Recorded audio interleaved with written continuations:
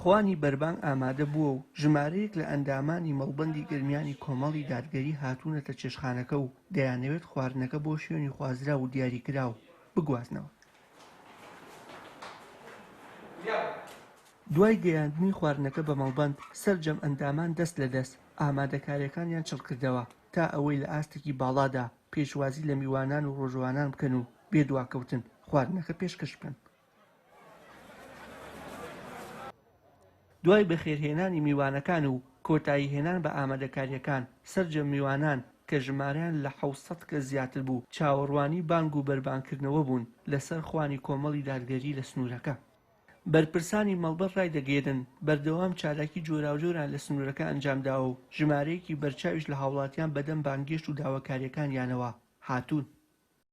وڵا سوپاس بەخوای گەورە ئێمە وەکو کۆمەڵی دادگەری لە دەڤەری گەرمیانە قەوتمانێکی باشمان هەیە لە ناو خەڵکە وەکو لایەنێکی ئیسلامی خەڵکی ئەهلی دین و دیندار و ئەوانە خاوەنی ئەخلاق و ڕۆژتوانە ئەندامانیشمان هەمووی سومعەتی خاوەنی سومعەتی بەرز و جوان بۆیە الحەمدوللا سومعەتی باشمان هەیە ناو خەڵکە و لە مناسەباتە کۆمەڵایەتی و ئاینیەکان و سیاسیەکان و ئەوانە بەحەمدە لەگەڵ ملەتی خۆمانین.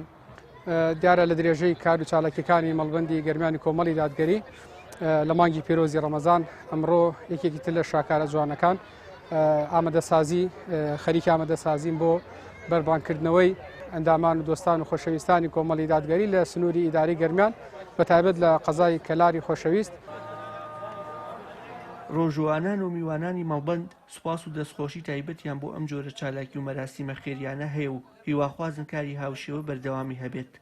زۆر دەستخۆشی لە برایانی کۆمەڵی دادگەریەکەم بە بۆنەی ئەم چالاکیەوە ئەم ئێوارە خوانەوە بە بۆنەی مانگی ڕەمەزانی پیرۆزەوە زۆر زەرورە مسلمانان دایما کۆبن و تەبابن دەستخۆشی لە هەر برایەکەکەم خوای گەورە زای خێری باتۆ بە هەر شێوەیەک بەشداری کردووە ئەوانەیشی کە لەیرە عەزیەتیان کێشاوە و ئەو نانەیان داناوە بۆ خەڵکی خوای گەورە لە هەموو لایەک ڕازی بێ.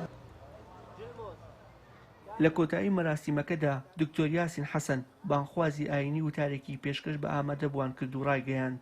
مەوسیمی ئەهلی دڵ، مەوسیمی ئەهلی خوا، مەوسیمی پەروەردەکردنی ڕۆح، مەوسیمی تەوبەکردن و بە خۆداچوونەوە مانگی پیرۆزی ڕەمەزانە. ڕەمەزان مانگی بەخشینە وەکو پێغەمبەری خوا صلی الله عليه وسلم ئەی بەخشی کە فەرمێ کان رسول الله صلی الله عليه وسلم أجود الناس وكان أجود ما يكون في رمضان. بەخشندەترین کەس بۆ بەتایبەت لە مانگی پیرۆزی ڕەمەزانە.